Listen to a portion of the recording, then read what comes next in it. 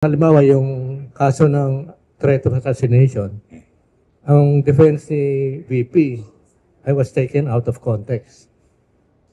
Is that a good defense? It's not. Will it stand in court? Ito, may doctrine in law na in Latin, it's a Latin phrase that says, res ipsa loquitur. The thing speaks for itself. The best witness against Inday Sara, or I'm sorry to be very informal, for the best witness against the Vice President is herself.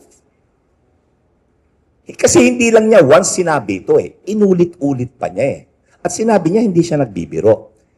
Idagdag natin dito yung isa pa niyang interview na sinabi niya, nai-imagine niya na pinupugutan niya ng ulo ang Pangulo. Ikaw yung pangalawang pinakamataas na opisyal ng Pilipinas. Yan ang salita mo. Ngayon, pag sabi niya taken out of context, she did not qualify. Sinabi niya, may kinontrata na siyang mamamatay tao. And alam natin kayang gawin. Because may mga issue ng EJK At kasali dito sa sakdal ng articles, yung extrajudicial killings na siya ang nagpatuloy nung naging mayor siya ng Davao. And may mga testigo, mga sarili niyang tauhan na inutusan niya na gawin yan.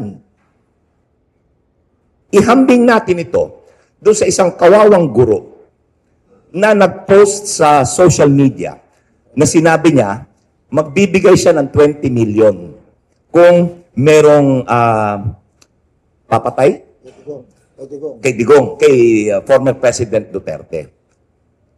Ano nangyari? Hinuli. Kinasuhan. Siya ba ay may kapasidad na magbigay ng 20 million? Wala. Kahit 100, wala. And itong gurong ito ay awardee bilang outstanding na guro. Yun walang kapasidad na itupad yung kanyang banta. Itong Vice President may kapasidad na gawin yung kanyang banta. May pera, may koneksyon, nasa kapangyarihan, at may mga DDS, Davao Death Squad. Ayon sa testigo, sila Cañas.